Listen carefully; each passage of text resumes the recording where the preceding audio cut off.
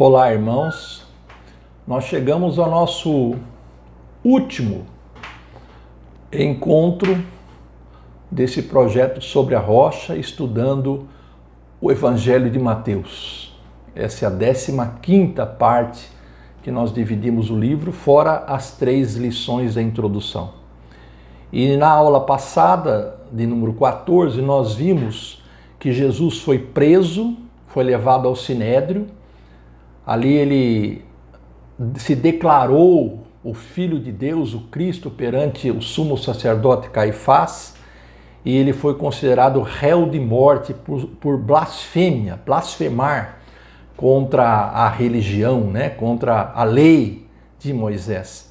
E na sexta-feira de manhã ele permaneceu preso ali no Sinédrio durante a noite. Na sexta-feira de manhã eles já estavam decididos a condenar Jesus à morte. Por isso eles amarraram Jesus e levaram Jesus até o palácio de Pôncio Pilatos, que era o governador da região ali da Judéia. Somente o Império Romano tinha o poder de condenar alguém à morte.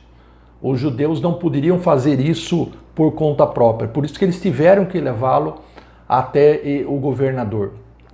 Logo que Judas soube que Jesus estava sendo condenado à morte, que os judeus queriam matá-lo, ele devolveu as 30 moedas de prata que ele recebeu, jogou as moedas no templo, saiu dali e se enforcou.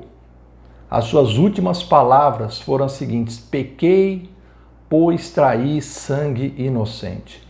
A maioria dos teólogos aqui afirma que essa atitude de Judas não foi uma atitude de arrependimento. Na verdade, num ato de desespero, ele tirou a própria vida apenas para aliviar o peso da sua consciência. Porque se ele tivesse se arrependido verdadeiramente, ele teria confessado o seu erro, enfrentado a sua culpa e sido um discípulo fiel de Jesus até o dia da sua morte natural. O próprio Mateus usou aqui a palavra grega remorso, que é diferente da palavra arrependimento, que é metanoia.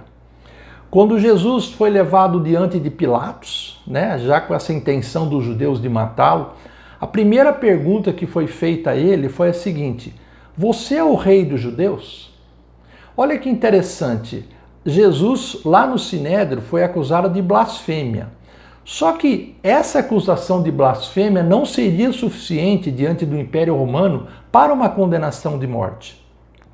Então o que eles fizeram, os judeus? Eles reformularam a acusação para a rebelião, colocando Jesus ali em oposição ao próprio César, o imperador. Ele está dizendo que ele é o rei. Então é claro que isso constitui um perigo para o Império Romano. Jesus disse diante de Pilatos as mesmas palavras que ele tinha dito para Caifás: tu dizes, ou você está dizendo isso. Essa resposta, essa era uma expressão comum ali entre os gregos, uma forma de jogar a responsabilidade em quem faz a pergunta. Você está dizendo isso, né?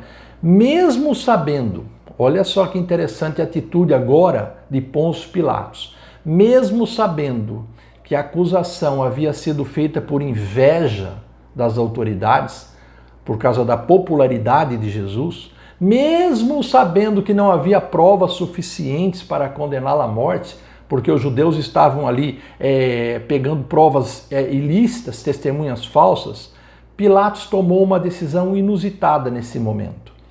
Ele não queria se desgastar diante dos judeus, não queria perder também a sua popularidade, não queria perder a sua autoridade diante de Roma. Então ele pediu para eles escolherem entre Jesus e Barrabás, um criminoso que estava preso chamado Barrabás. Vocês sabem o que aconteceu depois disso? Eu não preciso entrar mais em detalhes, mas o mesmo povo que aclamou Jesus como rei há alguns dias atrás, agora pediu para soltar Barrabás e para crucificá-lo crucificar a Cristo como um criminoso qualquer. Por mais que Pilatos tentasse convencê-lo, ele fez isso, a mulher dele ajudou a isso, a esposa de Pilatos, ele não obteve êxito, não obteve. Por isso ele lavou as mãos, aquela cena famosa, e disse assim: estou inocente do sangue deste homem, a responsabilidade é toda de vocês. Sabe o que eles responderam, irmãos? Que o sangue dele caia sobre nós e sobre os nossos filhos. Olha só, 40 anos depois dessa declaração do povo, Jerusalém foi invadida, saqueada e destruída pelos romanos. Milhares de judeus foram mortos, milhares de judeus, ou tiveram que deixar a cidade e sair em migração. A palavra foi cumprida. A partir dessa decisão de Pilatos, uma decisão até certo ponto covarde, foi então que começou o martírio de Jesus Cristo. Havia cruzes de Jesus Cristo. Ele foi açoitado, ele foi agredido pelos soldados romanos. Só o açoite, que era tão grave, tão doloroso, já seria suficiente para que Jesus tivesse perdido muito sangue e perdesse praticamente as suas forças. Eles colocaram nele um manto vermelho, uma coroa de espinhos, zombando: salve, rei dos judeus. E depois ainda ele foi obrigado a carregar uma cruz, pesada cruz, até o Gólgota, que significa caveira, um monte, um morro fora da cidade. Eles deram vinho para ele beber com uma erva amarga. Eles colocaram a sua cruz ao lado de 2 ladrões condenados à morte. Olha que situação, que escândalo que Jesus passou por minha causa e por sua causa. Todos os presentes ali que estavam diante da crucificação, daquelas cruzes lá, começaram a insultá-lo. Não salvou os outros, salva a si mesmo. Os líderes religiosos começaram a insultá-lo. A crucificação, irmãos, ocorreu às 9 horas da manhã. Jesus suportou toda essa situação, toda essa dor, todo esse peso até às 15 horas. Foram 6 horas de sofrimento. Então, no versículo 50, Mateus escreve: Jesus entregou o seu espírito. Foi nesse momento que houve trevas em toda a terra. Está escrito também que a terra tremeu, as rochas se partiram, como se tivesse havido ali um terremoto. Deus estava manifestando a sua indignação, a sua ira pela morte do Messias, do seu Filho amado. Mas, por outro lado, Mateus também narra que o véu do templo se rasgou de alto a baixo, em 2 partes. Isso aqui, irmãos, evidencia que não há mais separação entre Deus e a humanidade. Jesus Cristo restabeleceu a separação que havia entre nós e Deus ao morrer em nosso lugar, ao dar a sua vida em nosso lugar. Por causa do corpo e do sangue de Jesus Cristo, todos nós agora temos acesso à presença de Deus, à salvação que Ele nos oferece. Glória a Deus por isso, aleluia. Isso é graça de Deus, irmãos. O corpo de Jesus foi retirado da cruz a pedido de um homem, de um discípulo chamado José de Arimateia. E esse mesmo José de Arimateia deu um sepultamento digno para Jesus. Deu um sepultamento digno. Ele pertencia ao Sinédrio, por incrível que pareça. E Jesus foi colocado num sepulcro novo, cavado na rocha. E ali foi colocado uma grande pedra para lacrar a entrada. E os romanos, então, por segurança, colocaram um destacamento de soldados para ficar ali guardando aquele túmulo ou aquele sepulcro. Isso foi na sexta noite, terminou a sexta, à tarde, passou todo o sábado e entrou no domingo de manhã, 3 dias, segundo a contagem dos judeus. E no domingo, logo cedo, Quando as mulheres foram até o sepulcro, notaram que o sepulcro estava aberto. A pedra havia sido removida, os guardas estavam como mortos, tremiam de medo. E quando elas começaram a ficar apavoradas, um anjo apareceu ali naquele local. Não tenham medo, Jesus não está mais aqui.